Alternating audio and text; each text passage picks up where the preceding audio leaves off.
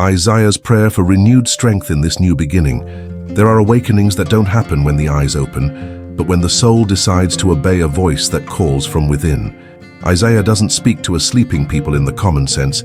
He speaks to a people who are awake yet tired, standing yet weakened, alive yet breathless. Awake, awake, clothe yourself with strength. This calling doesn't come after the victory. It comes before. It doesn't come when everything is resolved. It comes when the heart still carries the weight of the previous night. God doesn't wait for the scenario to change to release the command. He releases the command so that the scenario can begin to change. Today is not just another day. Today is a threshold, a point where the past tries to whisper surrender. But God raises his voice and says, "Awaken," not as one who asks, as one who commands. Awakening here is not about getting up from the body. It's about getting up from resignation. It's about leaving the state of spiritual survival. It's about breaking with the passivity that has settled in after so many battles.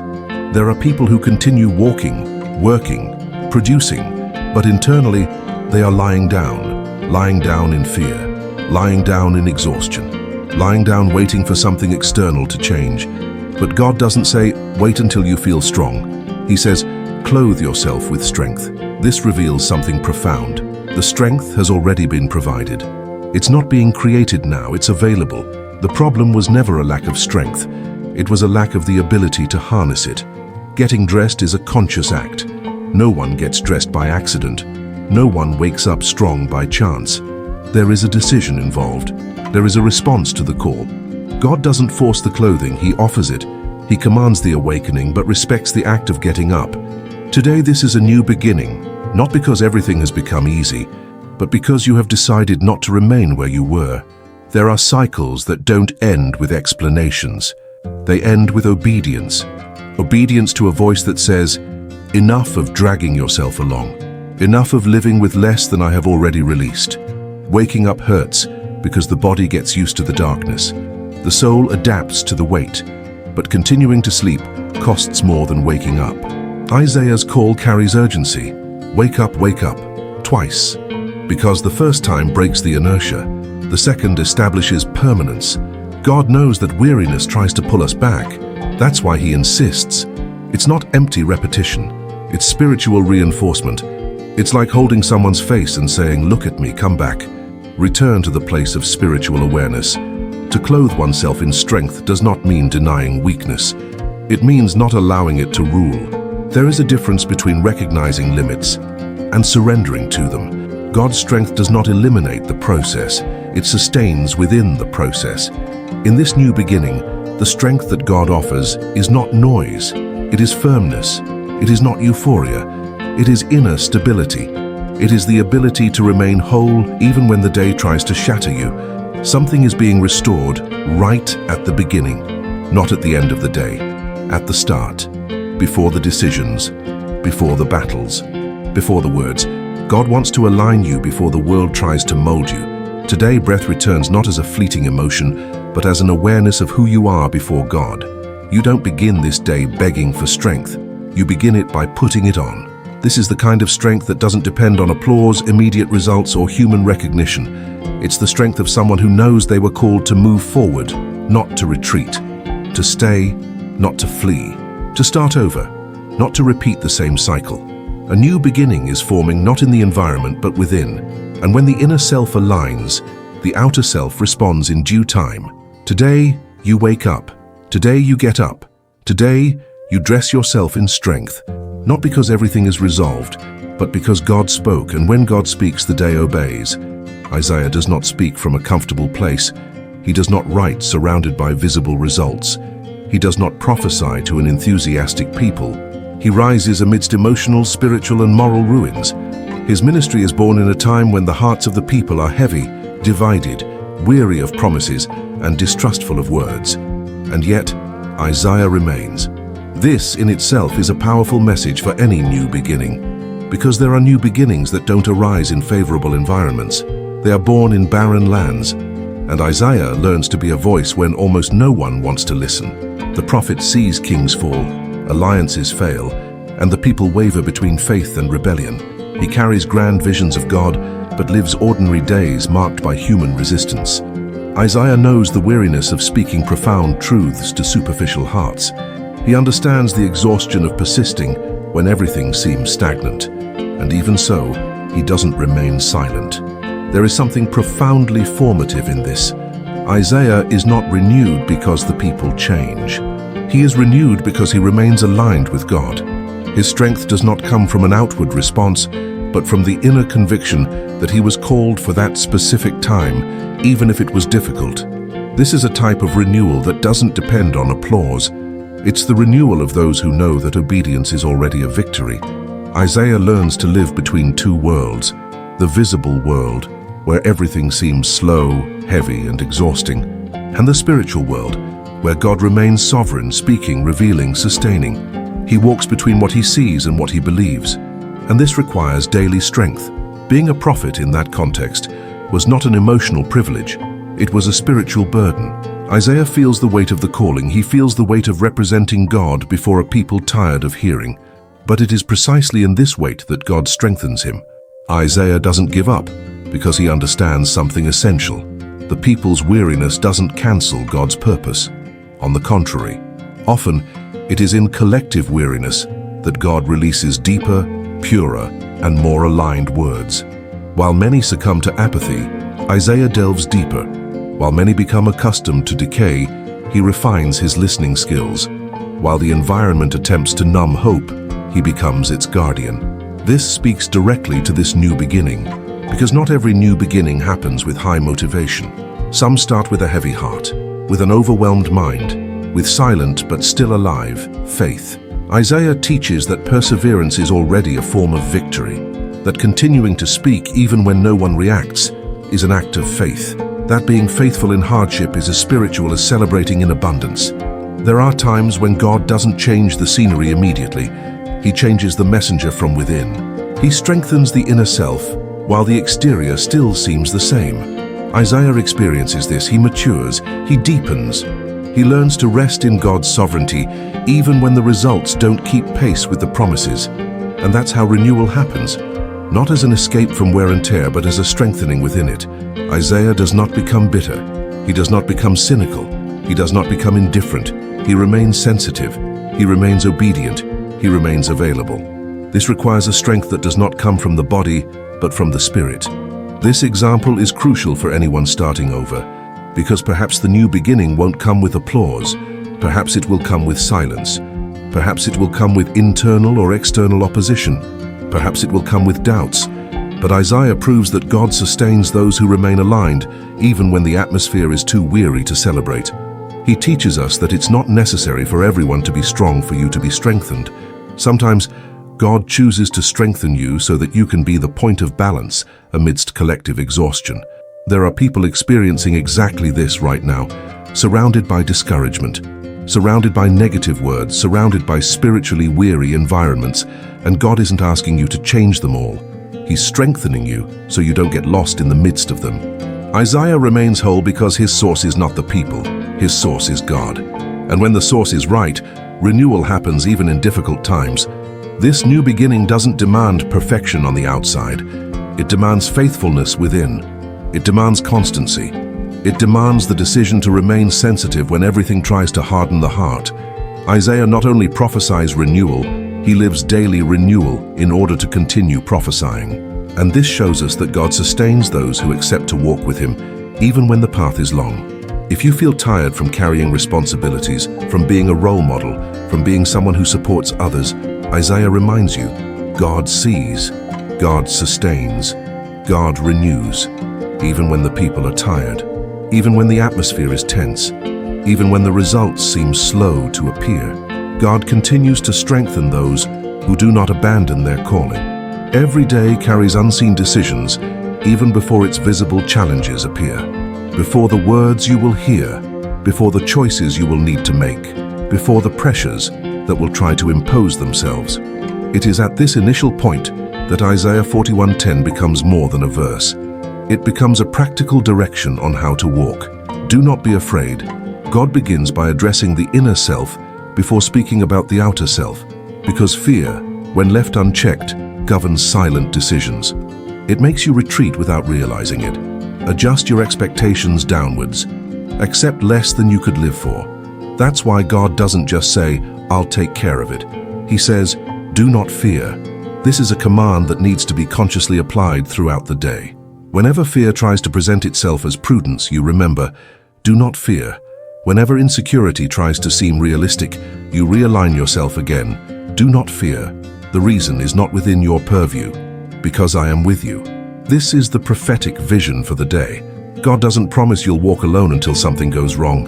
He affirms His continuous presence. Before the difficult conversation, before the important decision, before the moment you feel you've lost control. God is with you not as a spectator but as a sustainer. This changes how you enter environments. You don't enter trying to defend yourself from everything. You enter aware of who walks with you. Putting this into practice means starting the day without anticipating defeats, without projecting negative scenarios, without carrying burdens that haven't even arrived yet. God's presence eliminates the need to live in constant alert. "I will strengthen you." This passage redefines the concept of strength. God doesn't say, "I give you strength once." He speaks in the continuous present tense. "I strengthen you as you walk, as you decide, as you face challenges." This means you don't need to wake up feeling ready for everything. You just need to move forward knowing that strength will come along the way. Strength doesn't precede every step. It accompanies the steps. Today, this translates to acting even when trust is still being built, to not postponing decisions simply because fear tries to take over, to persevering even when emotion doesn't immediately align with faith. There is a clear prophetic vision here. You will not be drained by the day. The day will not consume you. You will not end up empty because you started out aligned. God strengthens you precisely in the areas where you feel most vulnerable, where you think, "I can't do this." That's where strength manifests itself most clearly. This changes your attitude towards challenges. You don't face the day trying to prove something. You face it with strength. You don't react with despair. You respond with spiritual awareness. Applying Isaiah 41:10 today means replacing automatic reactions with aligned decisions. It means taking a breath before responding. It means remembering, in the midst of pressure, that you are not left to your own devices. This new beginning doesn't require perfection. It requires growing confidence step by step, choice after choice. The prophetic vision for this day is simple, yet profound. You will not be overcome by fear, because God's presence guides your path. You will not be weakened by demands, because God's strength is active within you. And even if the day brings unexpected challenges, they will not find you spiritually unprepared. They will find someone aware of who is by their side. Do not be afraid. I am with you. I will strengthen you. This is not just an old promise. It is a reality that manifests itself now as you choose to walk in faith. There is a type of weariness that doesn't come from an excess of tasks, but from excessive inattention, a weariness that persists even when the body rests. Isaiah touches precisely on this point when he reveals something that goes against human logic. Strength is not born from agitation. It is born from tranquility. Your strength lies in tranquility and confidence. This directly challenges how many have learned to survive. Run faster, control more, think more, anticipate everything. But God interrupts this logic and says that true strength is not manifested when the heart is in a constant state of alert. Here, Isaiah is not talking about passivity. He is talking about inner alignment. Tranquility is not the absence of problems. It's the absence of internal conflict. It's when the mind stops fighting against scenarios that haven't yet arrived. It's when the heart decides to trust, even without all the answers. Trust, in this context, is not an emotion. It's a choice. Choosing to rest in who God is, even when what you feel is still unstable. And this is where this block becomes personal. How is your inner self feeling right now? Your body may be here, but is your mind at peace? Or did you wake up already trying to prepare for everything that could go wrong? God does not build new beginnings in hearts exhausted by anxiety. He first invites inner rest, not to escape the day, but to navigate it with clarity. Perhaps you've spent too much time trying to be strong in the wrong way, trying to carry everything alone, trying to maintain emotional, spiritual, and even financial control for fear of losing your footing. And that's exhausting. Isaiah reveals that the strength that truly sustains comes not from control but from trust. Trusting means ceasing to fight against time. It's accepting that you don't need to solve everything today, that the future hasn't even presented yet. It's allowing God to guide you without you needing to anticipate every step. This is a direct invitation to inner alignment. Breathe. Pay attention to the state of your heart. Is there unease? Is there a rush? Is there fear disguised as responsibility? God doesn't call you to carry the weight of the entire day first thing in the morning.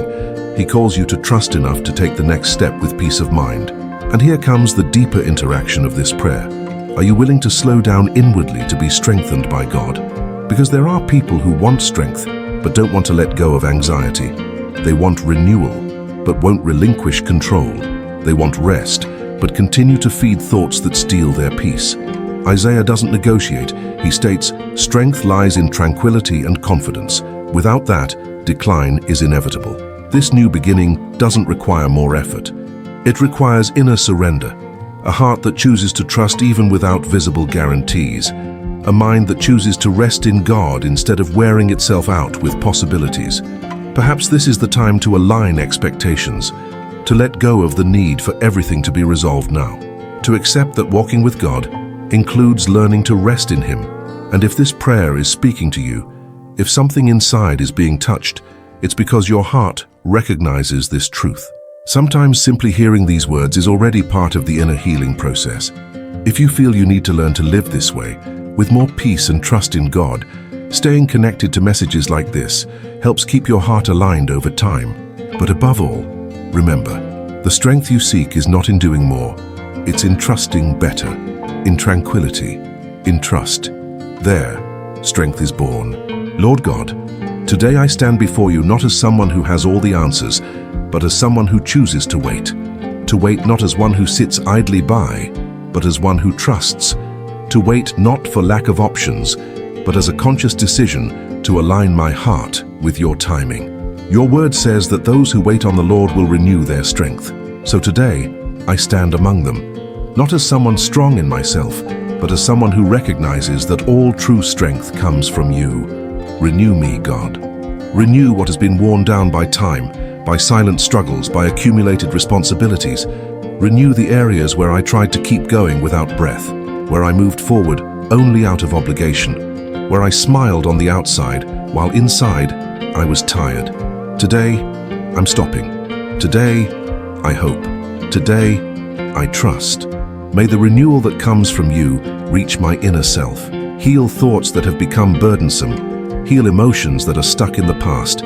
Heal the weariness that doesn't show in the body, but weighs on the soul. I don't just want to survive the days. I want to walk with renewed strength. I want to move forward without dragging myself along. I want to live this new beginning sustained by your presence, not by my own ability. Teach me to wait without anxiety, to trust without controlling, to rest without guilt. May waiting on you not be a burden, but a place of inner rebuilding. Today, I'm setting the pace. I'll deliver it in a hurry. I'll handle the internal billing. I surrender the need to prove something to someone. May my strength be restored silently, deeply, and truly as I wait on you. Lift me up with balance. Sustain me with constancy. It strengthens me to continue. I do not ask for a strength that makes me insensitive, but a strength that makes me stable. I do not ask for the absence of challenges, but a firm presence in the midst of them. I do not ask for an easy path, but renewed breath to walk to the end. May this new beginning be marked not by fleeting impulses, but by perseverance. May I know how to wait when necessary, move forward when called, and rest when the Lord invites me. Today, I trust that renewal is happening, even if I don't feel it immediately, even if the process is silent, even if the strengthening comes gradually. For those who hope in the Lord will renew their strength, and I choose to wait. I choose to trust. I choose to continue. Amen.